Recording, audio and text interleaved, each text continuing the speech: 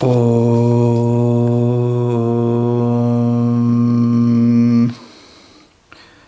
Om.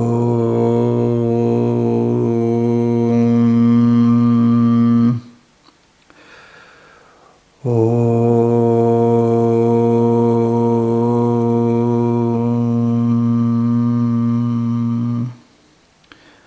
Shruti Smriti Purananam Alayam Karunalayam Namami Bhagavat Padam Shankaram Lokashankaram Shankaram Shankaracharyam Keshavam Badarayanam Sutra Bhashya Kartau Vande Bhagavantau Punah Punah Ishvaro Gururatmeti Murti Bheda Vibhagine Vyomavad Vyapta Dehaya Dakshina Murtaye Namaha Sadashiva Samarambham Shankaracharya Madhyamam Asmadacharya Paryantam Vande Guru Paramparam.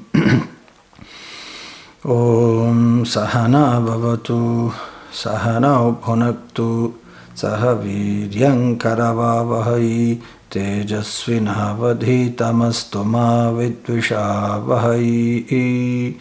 Om Shanti Shanti Shanti. Vedanto Jnanadiposti Tamo Nashana Kridyataha Samsara Moksha Krichaiva Vedantaya Namo Namaha. Om Shanno Mitrasham Varunaha Shanno Bhavatvaryama Shanna Indro Brahaspatihi Shanno Vishnurukramaha. Namo Brahmane Namaste Vayo Tvameva Pratyaksham Brahmasi Tvameva Pratyaksham Brahma Vadishyami Ratam Vadishyami Satyam Vadishyami Tanmamavatu Tadvaktaramavatu Avatu Mam Avatu Vaktaram. Om Shanti Shanti Shanti. Om Yaschandasam Rishabho Vishwarupaha Chandobhyo Dhyamrtaat Sambhabhuva Samendro Medhaya Aspranotu Amritasya Devadharano Bhuyasam Shariram Me Vicharshanam Jihva Me Madhumattama Karna Abhyam Bhuri Vishravam Brahmanah Koshosi Medhaya Pihita Shrutam Me Gopaya. Om Shanti Shanti Shanti.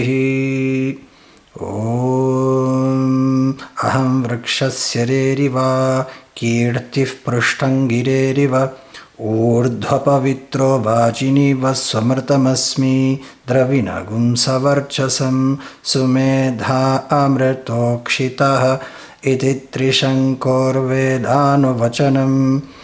Om Shanti Shanti Shanti. Om Brahmavida apnoti param tadesha bhyukta satyam jnanam anantam brahma yo veda nihitam guhayam parame vyoman so oshnute sarvan kamaan saha brahmana vipaschiteti.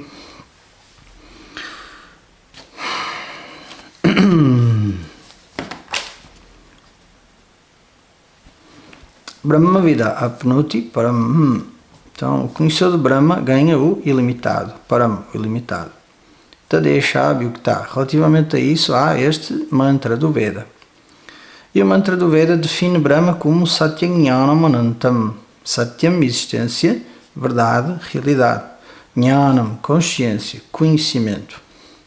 Não é o conhecimento de alguma coisa, é o conhecimento pelo qual alguma coisa é conhecida.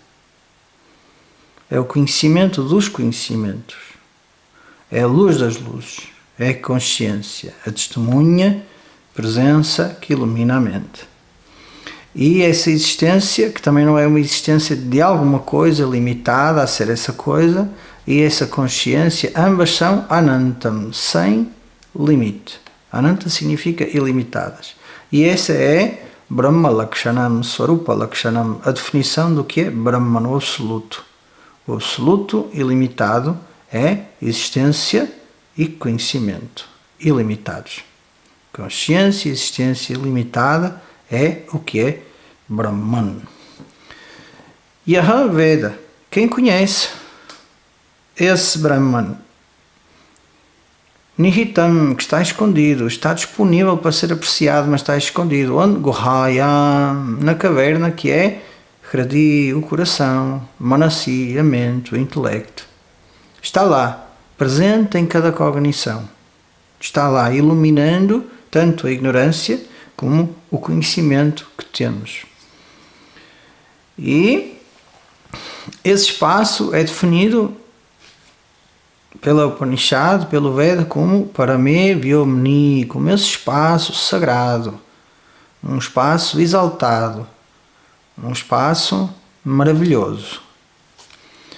E Saha, essa pessoa que conhece dessa forma, Saha Evam Janati, Saha Ashnute, ele obtém o que é? Sarvan Kaman, todos os desejos. Okay? Na aula passada eu expliquei o que isto significa. Saha Yugapat, simultaneamente, como Brahmana, sendo Brahman, que é Sarvagnaha, que é omnisciente, Vipaschita, Vipaschit, que é omnisciente. E até aqui nós vimos. E agora a Upanishad, ela precisa de tocar no mundo. Porquê? Porque qualquer sistema de pensamento que queira abordar o que é realidade tem que endereçar esta questão. Ok, existe algo que é ilimitado, esse algo é para ser conhecido. Não é? Eu já expliquei o que é existência, o que é consciência, por esta altura todos já têm uma ideia muito clara sobre o que isso é, mas o mundo físico, o mundo experiencial, a energia, a matéria precisam de ser explicadas. Se Brahman é ilimitado, e não é a existência de nada, de alguma coisa, nem é consciência ou conhecimento de alguma coisa, então e o mundo? Será que o mundo é diferente de Brahman? Onde termina Brahman, onde começa o mundo? Estão a ver? Onde termina Brahman, onde começa o mundo. E então o Upanishad, ela não pode simplesmente esquecer a experiência das pessoas. Não pode. E então ela usa um método chamado Srishti Prakriya, o método da criação. Ou seja, o Upanishad fala sobre o que é este cosmos e como é que este cosmos veio. Com isso, o Upanishad não quer estabelecer uma disciplina de cosmologia ou astronomia. Esse não é o objetivo. O objetivo em falar sobre a criação e como a criação surge é estabelecer que o universo, que é esta criação que todos nós experienciamos, que inclui o teu corpo, mente, personalidade, é um produto. Ele foi causado por alguma coisa. Qual é a lógica aqui? Nada surge do nada. Por isso, isto que está aqui é alguma coisa, tem que ter surgido de outra coisa. Certo? É daqui que nós partimos. O universo existe, eu experiencio. Portanto, eu não posso dizer o universo é não existente. Eu não posso dizer isso.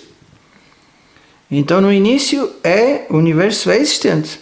Eu experiencio, está aqui, é isto que está aqui. E isto é alguma coisa. Quer dizer, alguma coisa é muito. Quando eu digo alguma coisa, significa se é alguma coisa, essa coisa teve que ser produzida por outra. Teve que ter uma causa. Porque nós vimos que tudo que existe precisa de uma causa para existir. Não é assim? Nunca ninguém viu do nada surgir alguma coisa. Nunca. Na nossa experiência isso nunca aconteceu. Só as prendinhas de Natal, não é? À noite não estavam e de manhã estavam. De resto, não é? Nós vemos o dinheiro a desaparecer e não sabemos como. Agora, ele não aparece da mesma forma que desaparece. Temos que trabalhar para ganhar. Então nunca ninguém viu, não é? De uma gaveta que estava vazia, não é? A aparecer, não é? Um maço de notas de 100 euros. Nunca ninguém se lembrou de pôr uma panela assim em cima do fogão, não é? E depois, passado uma hora, ir lá ver, que arrozinho tão bom. De onde é que apareceu? Do nada, não é? Todos sabemos, é empírico. Alguma coisa que exista tem que vir de outra coisa. É assim, esta é a lei do universo. Do nada, nada vem. Então alguma coisa existe. Teve que vir de algum sítio, de alguma coisa, não é? E então esta é a lógica. Uma lógica acessível a todos. Tem que ser, é daqui que nós partimos. Nós partimos sempre da nossa experiência. A experiência é conhecida por todos. Este mundo é um produto. Porquê? Porque foi criado. Supomos que ele foi criado. É assim que começa o inquérito, não é? A análise. Ok. Então, pressupõe um criador, uma causa. Precisa de um criador, uma causa. E aqui alguém pode dizer assim: mas então porquê um e não vários? Certo? Porquê um e não vários, professor? Está a ver? Eu estou a falar contra mim, porque eu podia ser um professor linear e vocês comiam, entre aspas, o que eu estava a dizer. Sim, precisa de uma causa. Nem se lembravam, então várias causas. Nem se lembravam desse argumento. Mas o que eu quero com esta aula é que a vossa visão mude sobre o que é isto.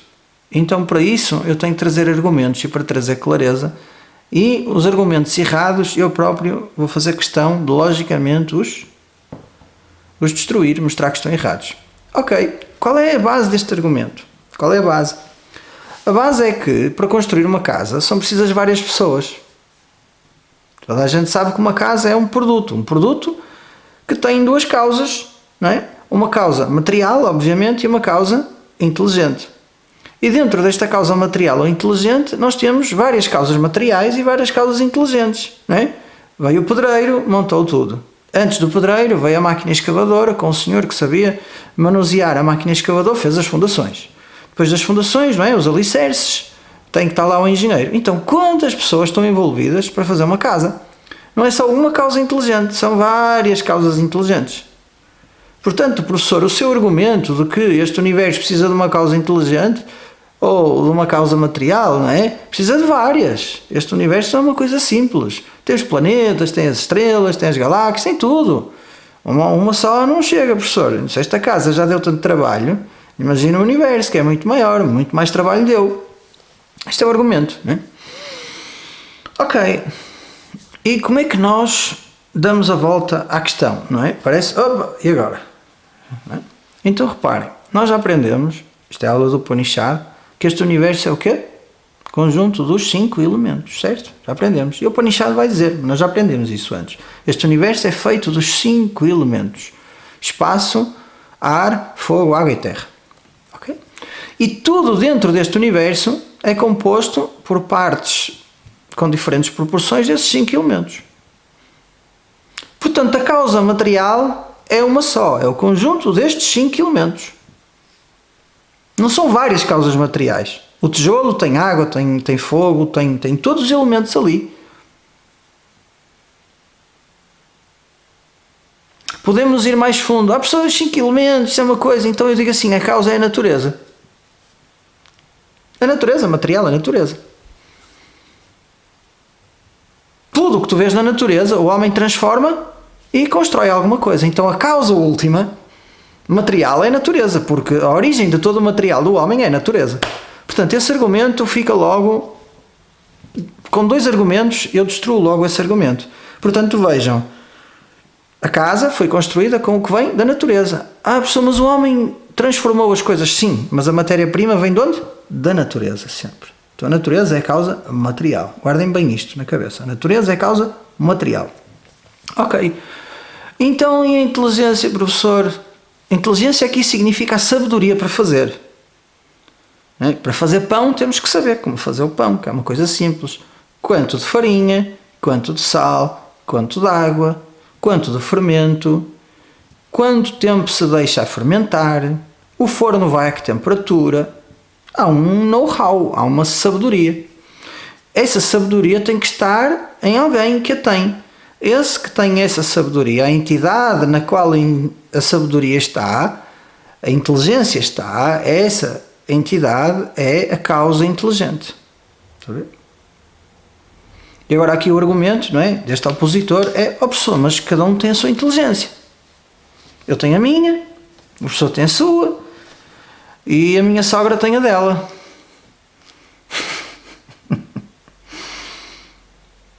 Ok, tudo bem. Agora vejam, vamos mais fundo na análise da inteligência. Existe uma coisa chamada inteligência individual? A inteligência é tua? Ou a inteligência é uma capacidade que já existia e que de alguma forma está manifesta em ti? Se fosse tua propriedade, jamais a perderias, mas perdes. Com o passar dos anos, a inteligência vai indo. Vai-se perdendo. A capacidade vai-se perdendo. A capacidade de interler, de ler entre as linhas, vai-se perdendo. Isso é que é a inteligência. Então vejam, a inteligência é um princípio universal que abençoa a todos nós. Uns mais, outros menos. Mas a inteligência é só uma. Manifesta em cada um de nós. Portanto, há uma inteligência. Não são a minha inteligência e a tua inteligência. Não, há uma inteligência. E essa inteligência está manifesta em cada um de nós. Oh, professor, mas eu li num livro, não é? Cá há inteligência emocional, cá há inteligência lógica, cá há inteligência espacial.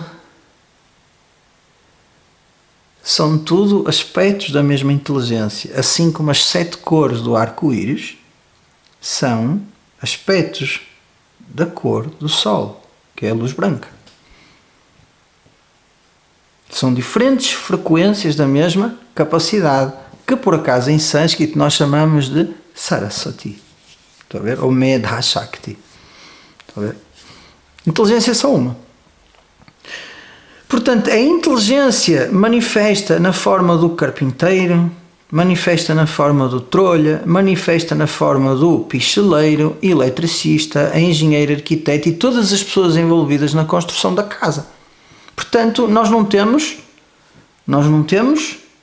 várias causas inteligentes, nem várias causas materiais. Nós temos 2 causas e não uma causa, professor. O professor contradisse.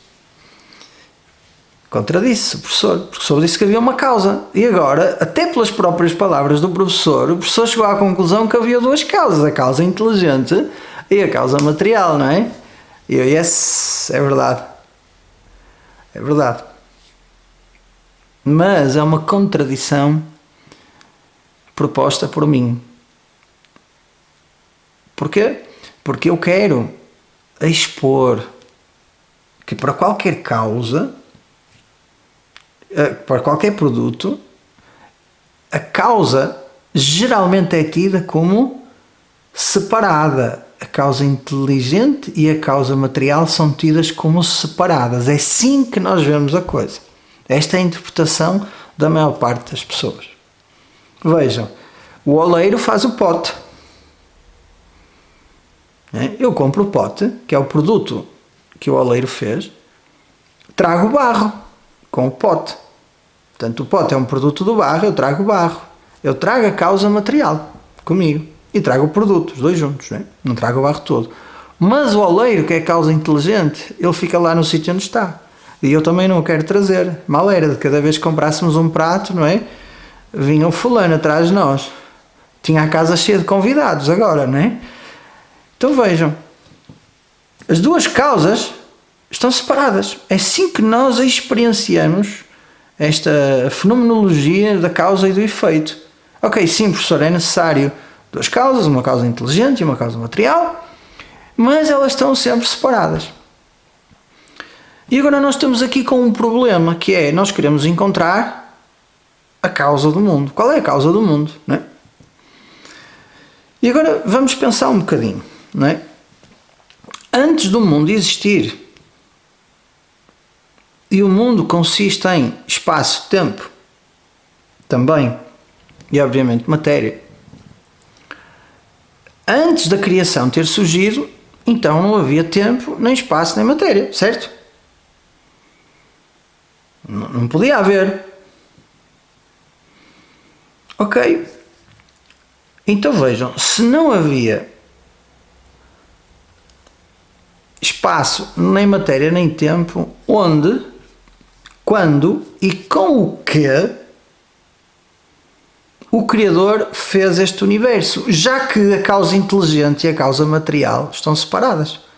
Portanto, nós pressupomos um Criador que é inteligente e que vai fazer o universo. E o universo ainda não surgiu, portanto não temos tempo, nem espaço, nem matéria. Matéria e energia, a mesma coisa. Se não existem estes três, onde é que a pessoa inteligente, o Criador do mundo, vai buscar tempo, espaço e matéria se eles não existiam? Reparem, o oleiro, para fazer o pote, vai buscar o barro. Certo?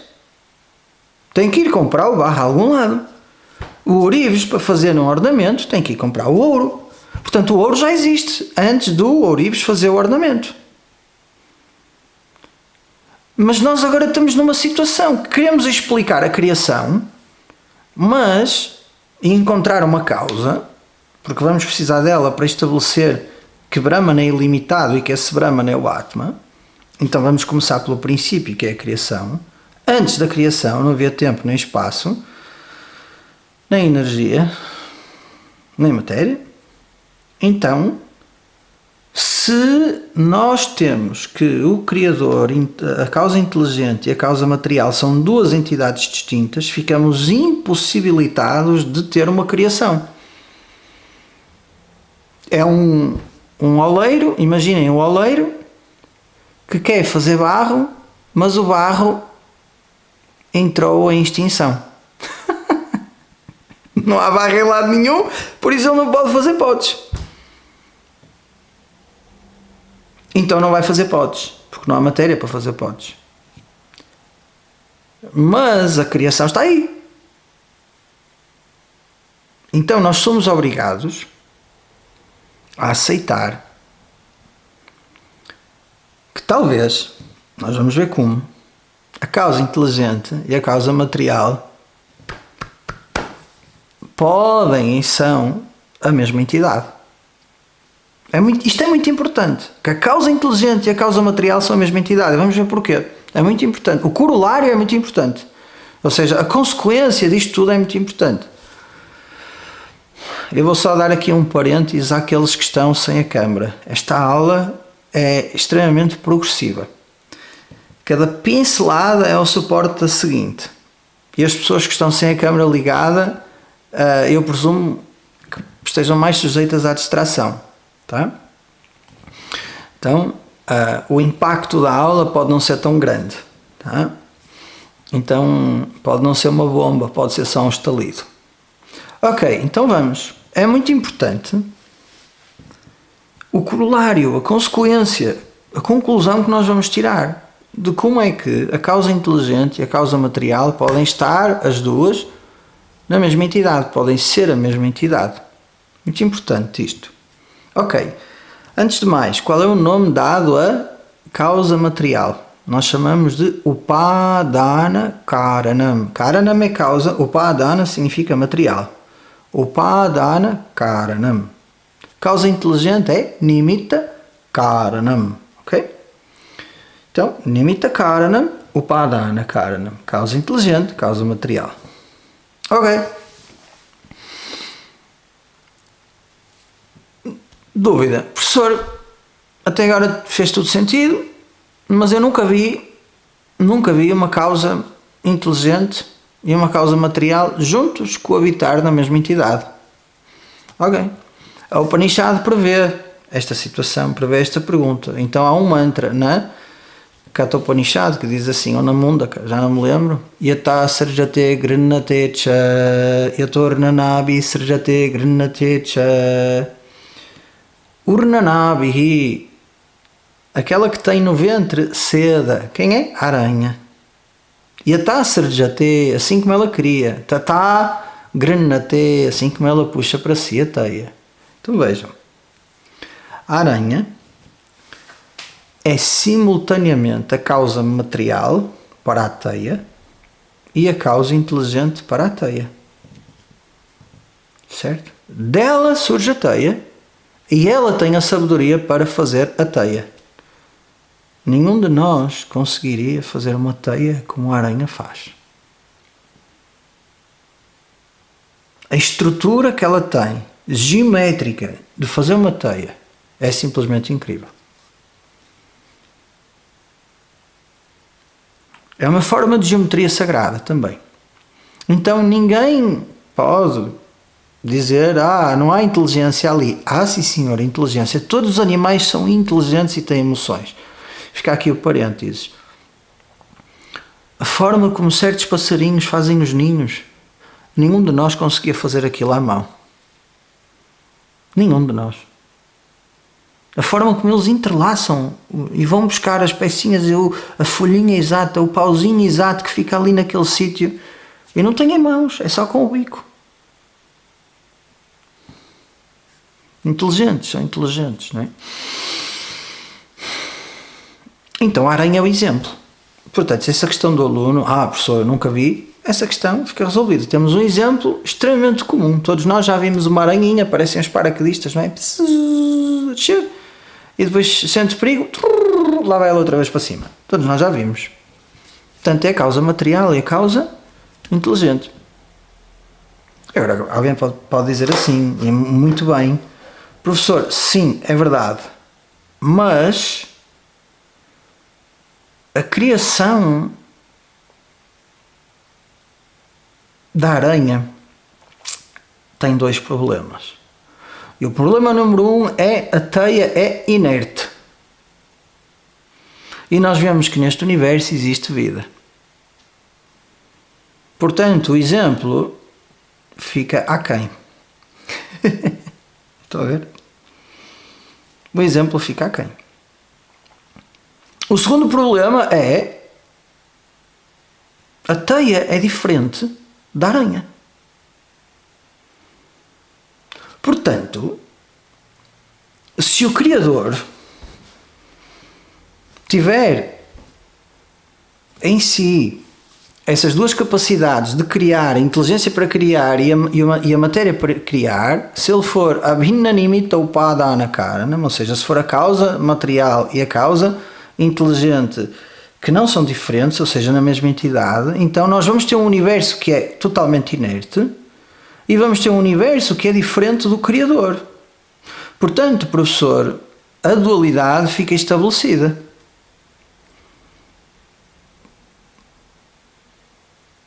E se há dualidade, então temos um problema, é que Brahman não pode ser ilimitado. Porque o mundo limita Brahman. E Brahman limita o mundo. Temos um problema, estão a ver? Ou seja, nós temos neste caso em que a aranha faz a teia, nós temos duas realidades que são do mesmo estatuto. Portanto, são duas realidades diferentes, do mesmo estatuto, igualmente válidas logo à dualidade. Então, como é que nós a explicamos a ciência? Como é que nós explicamos a ciência no mundo? E como é que nós explicamos a não diferença do mundo? Algumas pessoas pensam que Deus se transformou no mundo. É assim como o leite foi transformado em iogurte. Então agora temos mundo, mas não há Deus.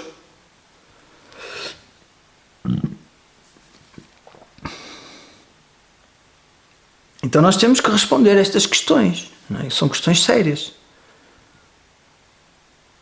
Nós olhamos e vemos que existe vida no mundo. Todos nós fazemos parte dessa vida. Portanto, o mundo tem senciência e tem coisas que são inertes, como a pedra.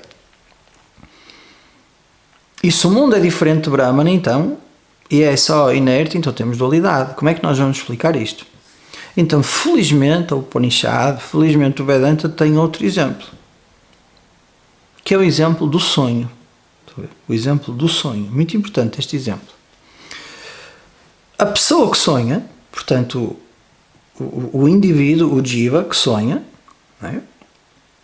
Quando sonha, ele é simultaneamente a causa material do sonho e a causa inteligente do sonho, certo? O sonho é um produto dele, é uma criação da pessoa que está a sonhar, que era o acordado e que agora está a sonhar, recebe outro estatuto, certo? Então ele é a causa material do sonho. Está a ver? Ele é a causa material do sonho. E é simultaneamente a causa inteligente. Porque tudo o que acontece no sonho é a inteligência da mente dessa pessoa, a inteligência manifesta na mente dessa pessoa que projeta o universo do sonho. As histórias que acontecem no sonho, os debates que acontecem no sonho, a interação entre os personagens do sonho. Ele pensa no sol, naquele momento o sol surge no sonho. Pensa na brisa, naquele momento a brisa vem. Pensa numa criança, naquele momento a criança vem. Pensa na mãe, a mãe. Pensa nos filhos, o filho. Pensa numa refeição gostosa, a refeição gostosa. E agora, nós podemos dizer que o sonho está separado da pessoa, que é diferente da pessoa? Não, porque não existe sonho sem a pessoa. Muito importante isto. Não existe sonho sem a pessoa. Retiramos a pessoa da equação e o sonho desaparece. Existe pessoa sem sonho? Sim, quando eu estou acordado. Quer dizer, para alguns não, para alguns é só sonho. Vivem na maionese mesmo. Hellman's Airlines, conhecem esta? Hellman's Airlines, vivem na maionese. Estão sempre no último andar, não é? A apanhar os ventos astrais. Nunca estão cá na Terra.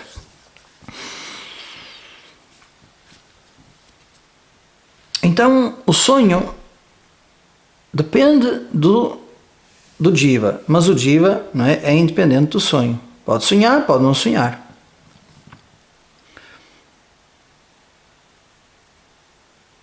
E o jiva, a pessoa, o purusha, é a causa do sonho. Porém, o sonho e a pessoa têm realidades distintas. Estão a ver? Têm realidades distintas. E o que se passa no sonho não afeta a vida da pessoa. Estão a ver? Tem realidades distintas. É muito importante isto. Tem realidades distintas. Então existe sim, na nossa experiência individual, todos os dias ou quase todos os dias, a experiência de nós sermos a causa e criarmos um mundo que é senciente. Esse mundo do sonho é senciente. Os personagens estão lá a viver. Dentro desse mundo do sonho existe o mar, pedras, pessoas, animais, o que for que nós sonharmos estará lá. Quem é que dá vida aos personagens do sonho? Sou eu. A senciência quem é que dá? Sou eu. A matéria quem é que dá? Sou eu. Estão a ver? Então não existe um mundo do sonho separado de mim, o criador do sonho. Contudo, apesar da senciência ser expressa e apesar do material também ser expresso no sonho, ele é de uma realidade diferente, tem um grau de realidade diferente de mim. É muito importante isto. Então é possível que na mesma entidade as duas causas estejam presentes e que o produto dessa entidade seja não diferente da causa. Estão a ver? É possível. Portanto, não é impossível. E o que é que o exemplo faz? O exemplo abre o senso de possibilidade. Ou seja, se há um exemplo, e esse exemplo é conhecido por todos nós, então isso significa que é possível que isso aconteça, que isso seja assim. Ok? E agora vamos entrar, tendo falado sobre isto, vamos entrar na discussão de Brahman como sendo a causa do mundo. Ok? Então, o mundo é um produto, foi assim que eu comecei. E qualquer produto é mithya, já aprendemos isto, certo? Um produto precisa sempre da sua causa para existir. Não tem existência independente. E aquilo que não tem existência independente recebe o estatuto de mithya. Ok? Então o que é que significa mithya? Aquilo que não existe independentemente. O exemplo qual é? O pote de barro. O pote não existe sem o barro. A causa do pote é o barro. Logo, o barro é mithya, recebe o estatuto de o pote recebe o estatuto de mithya, pote mithya, barro satyam. Isto tem que ficar claro, tá? Então, nós queremos chegar sempre à causa. E a causa é satyam. E o que o Upanishad diz é a causa do mundo é Brahman. Existência, consciência, plenitude. A causa material do mundo é Brahman. A causa inteligente do mundo é Brahman. Ou Brahma. Porquê? Porque o mundo é mithya. O mundo é um produto. Sendo um produto, não tem existência própria. De onde é que vem a existência do mundo? Vem de Satyam, que é a realidade, que é a existência. De onde é que vem a ciência do mundo? Vem de Jnanam. Ok? Agora só nos resta é ver algo. Como é que, então, Brahman é ilimitado? Como é que nós estabelecemos a limitação de Brahman? Então vejam, qual é o raciocínio? É incrível isto. O Upanishad é incrível. O espaço é infinitamente grande espacialmente, certo? É. Não tem fim. Não tem fim. Agora vejam, a causa do espaço tem que ser igualmente infinitamente grande, porque nunca ninguém viu um atributo do produto não existir na causa. Foi claro? Foi claro? Tá? Então, se o espaço é infinitamente grande, a sua causa, que é Satyam, existência, que é consciência, tem que ser infinitamente grande. Portanto, tem que ser ilimitada espacialmente. Do ponto de vista espacial, não pode ter limitações. Estão a ver? E agora nós entramos num tópico muito importante, que é o que é algo ser absolutamente ilimitado. Porque vejam, o espaço é espacialmente ilimitado. Mas é limitado temporalmente. Tem um fim, o espaço vai ter um princípio. Antes do Big Bang, espaço não havia. Portanto, o espaço teve um início. Portanto, é temporalmente limitado. Logo, o espaço, apesar de ser espacialmente ilimitado, não é absolutamente ilimitado. E agora surge a questão, professor, mas então o que é isso de ser absolutamente ilimitado?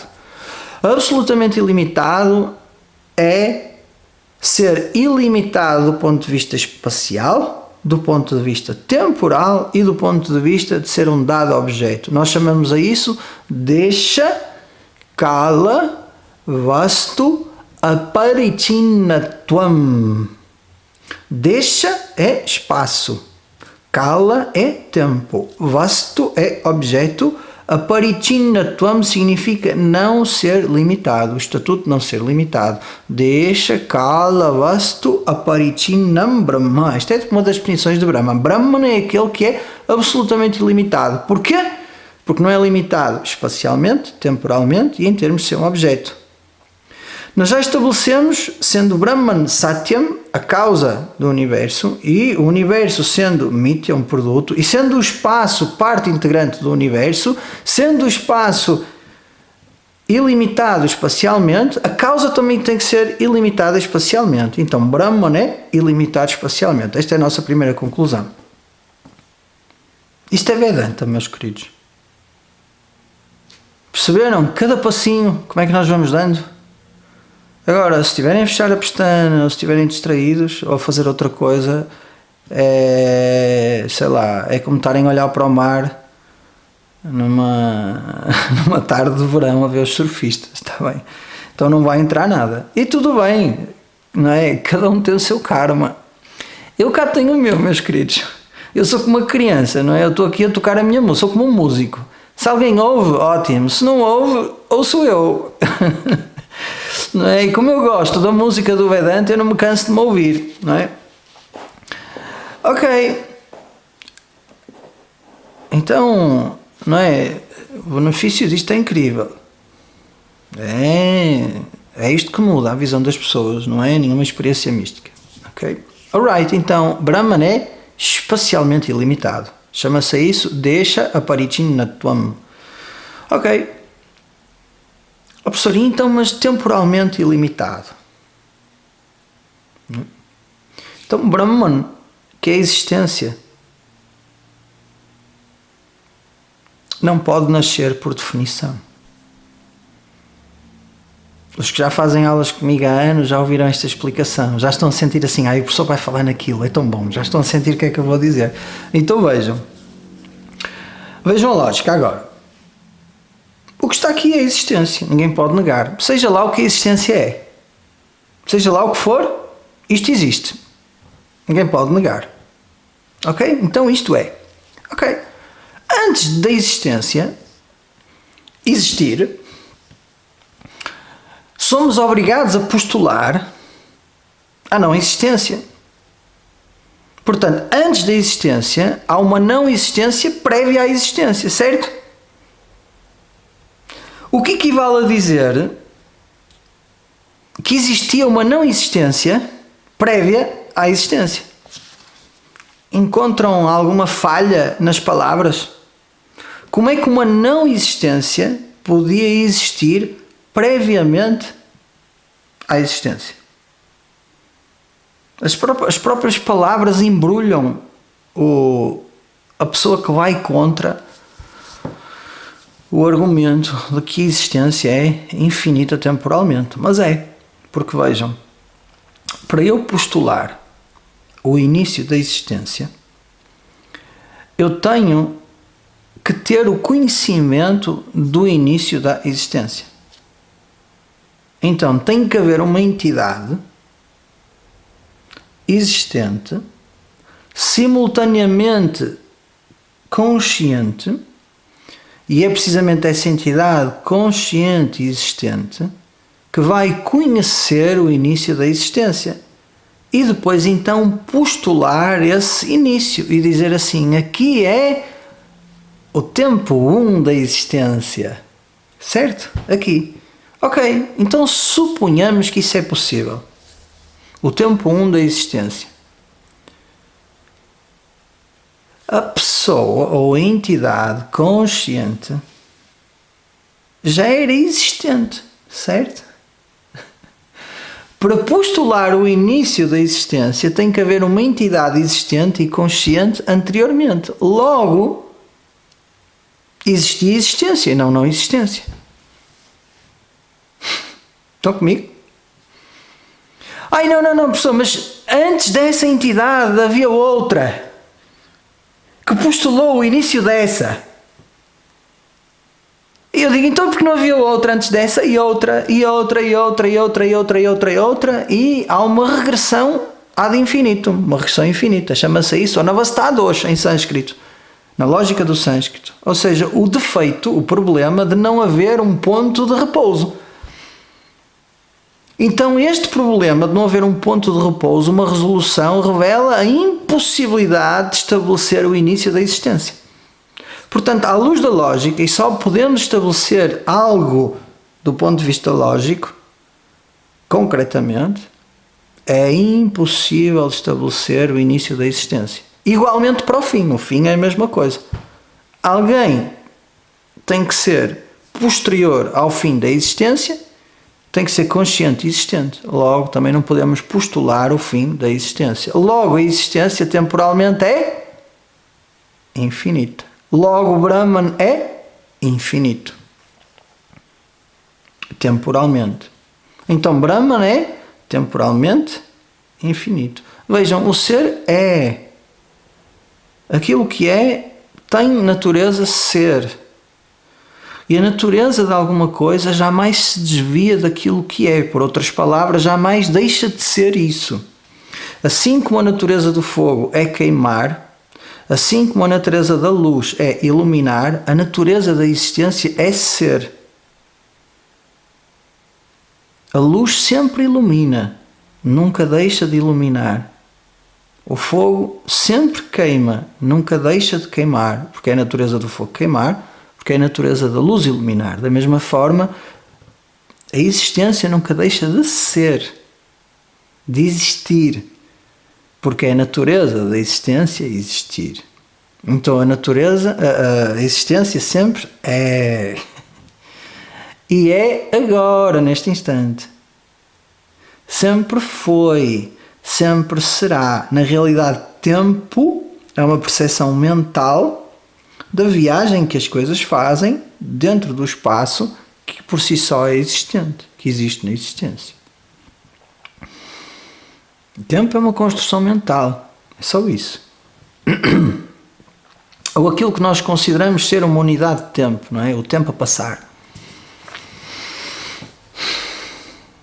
Então, Brahman é temporalmente ilimitado, ou seja, está aqui agora, vai estar aqui amanhã, depois da manhã, próximo instante. Brahman está em qualquer lado, porque é ilimitado espacialmente também.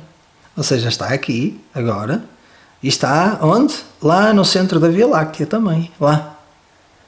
Se existem outras esferas, outros mundos celestiais, não é? Lá para onde o Xamã vai, lá Brahman também é.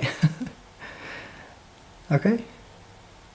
E não só a existência, é consciência. Ou seja, esta consciência é universal. Está aqui, está em todo lado. Quando sempre a consciência é, a natureza da consciência é conhecer, a natureza da existência é existir, e o que Brahman é consciência e existência. Conhecimento, ser. É o que o Brahman é. E independentemente se a pessoa tem uma experiência mundana, extraordinária, mística, o que quer que seja aqui, ou lá em Centauros, ou noutro mundo qualquer, tudo é o mesmo ser, o mesmo Brahman. Ok. E então, professor, a última limitação. A limitação em termos de ser um objeto, chamada Vastu Paricheda. Como é que Brahman não é limitado em termos de ser um objeto? Então vejam. Um objeto é o que é. E por ser isso que é, não é tudo o resto. Chama-se isto limitação em termos de objeto, não é? Então, tem aqui esta borrachinha, não é? Tem uma borrachinha, não é? Esta borrachinha é esta, precisamente esta, é o que é, não é outra coisa. Esta borrachinha não é a mão, esta borrachinha não é o relógio, esta borrachinha não é o computador, esta borrachinha não é tudo o resto para além de ser o que ela é. Chama-se isso limitação em termos de objeto. E cada objeto tem esta limitação. Cada objeto é o que é e, por exclusão de partes, não é tudo o resto. Logo, existe dualidade, que é este objeto que aqui está, é limitado por todo o universo envolvente. E todo o universo envolvente é limitado por esta borracha. Portanto, a minha mão só vai até onde a borracha deixa, porque a minha mão é a minha mão e a borracha é a borracha. Chama-se isto limitação em termos de ser um objeto. E espacial também, a limitação espacial também é assim. A borracha está aqui agora e a borracha não está ali. Temporal também. A borracha existe aqui, nesta era, no ano 2024. neste momento. Daqui, ela já tem alguns anos, mas sei lá, daqui a 5 anos se calhar já não existe. Não é? Então é limitada em termos de ser um objeto, em termos de ser de existir neste espaço e não aí onde tu estás. Só existe aqui e não existe mais lá nenhum e vai perecer, é perecível, ou seja, limitada espacialmente, temporalmente e em termos de ser um objeto. Ok, como é que Brahman, professor, não é limitado em termos de ser um objeto? Porque Brahman é a existência de todos os objetos. É o ser de todos os objetos. Se nós formos a ver, em cada objeto existe existência. Quando eu digo a borracha, a borracha tem existência, é assim que nós pensamos, não é? A caixa de óculos existe. Não é? Os óculos existem. Então veja, o que muda é o objeto, o nome. A existência é sempre a mesma. O espaço o objeto tudo é. Nunca nada deixa de ser. Agora, quando está manifesto, é de uma forma diferente. Então as formas, elas vão sendo limitadas, vão sendo diferentes, não é? Mas, como o Brahman não é um objeto, porque Satyam, existência, não é um objeto, porque Jnanam, consciência, não é um objeto, logo o Brahman não é limitado em termos de ser um objeto. E qual é a beleza disto? A beleza é que Brahman não é nenhum objeto e é simultaneamente todos os objetos. Como? Dê um exemplo, professor. Voltamos ao sonho. No sonho, eu sou algum objeto particular? Ou algum objeto me limita? Não. Eu sou todos os objetos do sonho. Nenhum deles me limita. Porquê? Porque eu permeio o sonho todo. Eu sou a causa material, eu sou a causa inteligente do sonho, então não há nenhum objeto que esteja separado de mim e que exista independentemente de mim. Contudo, eu não sou nenhum desses objetos. Mas eles, sem mim, não existem. Portanto, a existência dos objetos do sonho é porque o Purusha existe e tem capacidade para criar. Mas o Purusha não está limitado por nenhum objeto.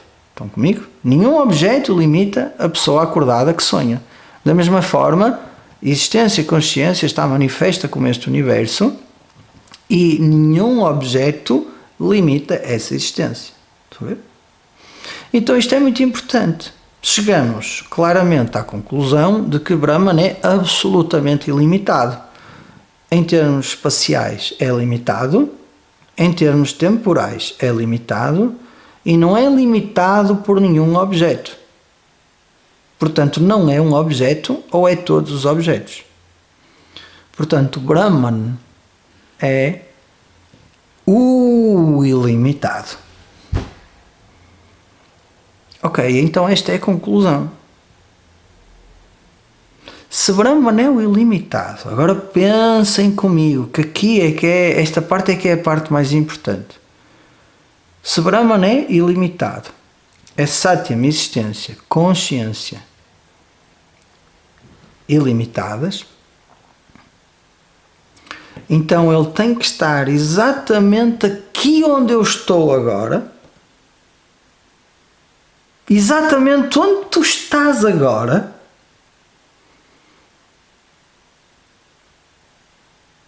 e essa presença, ser, consciência, é o que ele é o Atma. Porque eu nunca vi esta presença que eu sou, consciência que eu sou, como sendo um objeto. Nunca vi. Eu nunca me experienciei em termos de existência e consciência como um objeto. Eu experiencio a minha mente como objeto? Sim, senhor. Verdade. Mas eu sei que eu estou antes da mente. A iluminar a mente. Experiencio o corpo, claro. Mas eu sei que eu não sou o corpo. Estão a ver? Então, se esse que é absolutamente ilimitado existe, e já vimos que existe, então só pode ser tu. És tu e mais nada. E quando eu digo és tu, significa só há um eu, que é esse Brahman ilimitado, porque ele não tem partes. Não sendo um objeto, não tem partes. Então não há uma parte de Brahman sou eu, outra parte de Brahman és tu e outra parte de Brahman é ele. Não, somos todos um só Brahman. E esse Brahman que somos é chamado de Atman, o eu. Aquilo que de mais subtil existe em ti e a partir do qual mais profundo é impossível ir, esse é o sujeito experiencial. Essa é a consciência. Esse é o agora. Essa é a presença. Esse é o ilimitado. Porque nunca ninguém viu um agora ontem. O agora é ilimitado temporalmente. Agora é sempre agora. O agora é ilimitado espacialmente. Para onde quer que fores, agora é agora. Porque o agora não é tempo. O agora não é espaço. O agora é presença. O agora é ser. O agora é o Atma. O agora é ilimitado. O universo inteiro está onde? No agora. Quanto do universo cabe no agora? Tudo no universo. Esse instante eterno chamado agora, que não é um instante, nele tudo cabe. E esse instante és tu, presença, individualizado, sentindo a diferença, experienciando a localização, experienciando o tempo, experienciando a navegação no universo. É só isso. Experienciando o tempo, mas não é tempo. Experienciando o espaço, mas não é espaço. Experienciando os objetos, mas não é um objeto. Isso que experiencia tempo, espaço e objeto é livre. Não é tempo, não é espaço, não é objeto, é presença, é o Atma, é o que tu és, onde tudo existe. Esse é o ser. Um só ser. Um, tu, o Atma. Pura existência que sempre existirá. Aqui, agora e sempre. Inapagável. Indestrutível. De onde tudo vem, por onde tudo vai. A origem de tudo. Isso é o que tu és.